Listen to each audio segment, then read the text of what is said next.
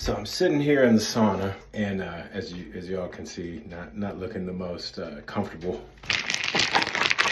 in the world, but we do hard shit because it's good for us, right? So it's hot as hell in here, and I'm such a behavioral science nerd. I'm in here thinking about heuristics and like what the best way to explain what a heuristic is to the layman, right? And how do they translate into like sales and things? So to start with, how to figure out what a heuristic is in the first place, a heuristic is like a rule of thumb.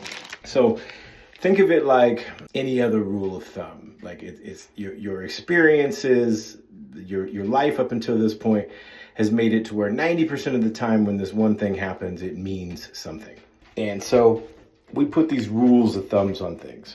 And in order to, kind of understand what heuristics are used for, you got to know like the system 1 and the system 2 thinking. Okay, so this comes from Daniel Kahneman and Amos Tversky's work.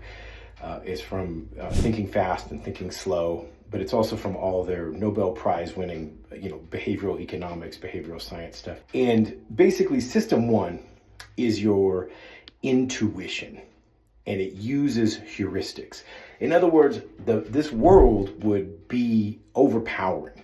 We would have so many options that we never knew what to do. We would be paralyzed, paralysis of analysis, if we had to use system 2 to be like, oh, I'm reaching for this glass right now, or oh, what is that I'm looking at? Is that a lamp on the table? This square thing, that's a square, right? Or is it a square, right? You see what I'm saying? So like, if with system 1 and without heuristics, we'd be paralyzed. So God gave us these heuristics as, this is a blessing.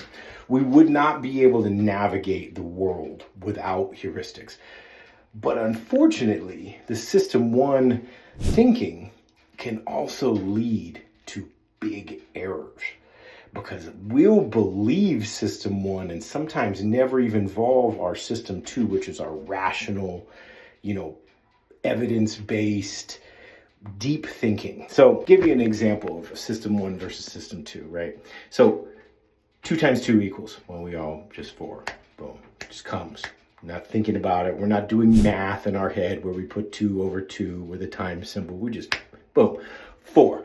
But if I go, what's 33 times 28? Well, now you got to think, right? You're like, okay, 33. I mean, unless you're like Rain Man or like, gifted mathematician, you got to think. The other thing that I'll point out, the difference between system 1 and system 2.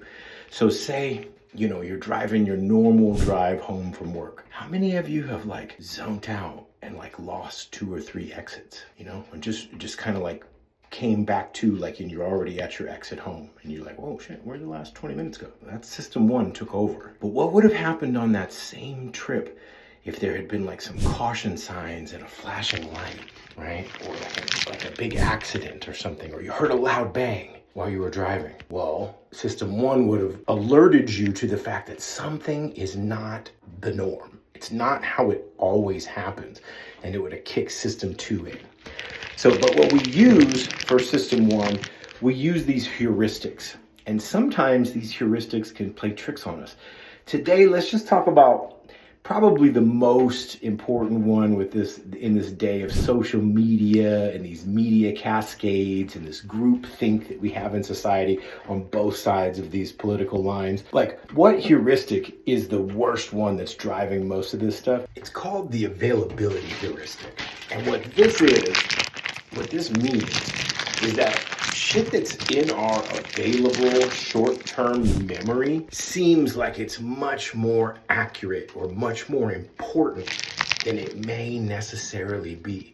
So this is like when we see something on the news 10 times in like 2 days and it's a subject that they want to talk about, but there might be more important subjects out there in the world, but we believe that this topic is extremely important because of how available it is to our short-term memory, because we've been hearing about it on the news, people have been talking about it, it's all we've seen, right? So if you just recently saw something and it's available to your short-term memory. This is not just in the media thing and the news thing. This is just anytime. If it's available to your short-term memory, like it's something you value and you think about a lot, it's going to seem like it's more important.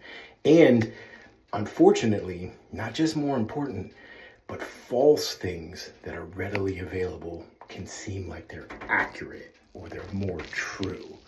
So if you want to be aware of something, check yourself. If it comes easy to your short-term memory and you just by default don't question it, could be the availability heuristic. All right, well, I'm sweating profusely now. Got about 10 more minutes of this, but I appreciate y'all listening and being in the sauna here with me, so I'm not bored to death by myself. All right. And so, like and subscribe and put in the comments anytime that, some of the examples of the availability heuristic or other heuristics that you guys see in your daily lives.